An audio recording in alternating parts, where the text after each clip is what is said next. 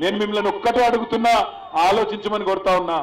Current కావాలన్నా కాంగ్రెస్ కావాలన్నా ఆలోచించుకోండి.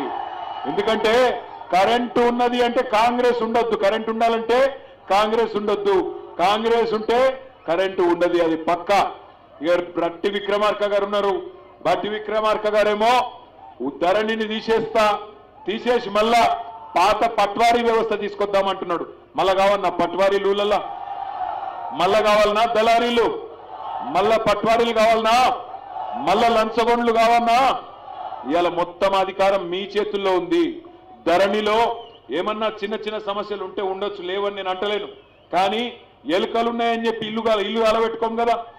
దయచేసి నేను మిమ్మల్ని కోరేది, మంచి పనులు చేస్తున్న ప్రభుత్వం, మంచి నీళ్ళు ఇచ్చిన ప్రభుత్వం, సాగునీరిచ్చిన ప్రభుత్వం, కళ్యాణ లక్ష్మి ఇచ్చిన ప్రభుత్వం, రైతు బంధు ఇచ్చిన ప్రభుత్వం, రైతు బీమా ఇచ్చిన ప్రభుత్వం, గ్రామాల్లో బ్రహ్మాండంగా పనులు చేస్తున్న ప్రభుత్వం, మంచి ఎమ్మెల్యే రామ్మోహన్ రెడ్డి గారి రూపంలో మీకున్నాడు.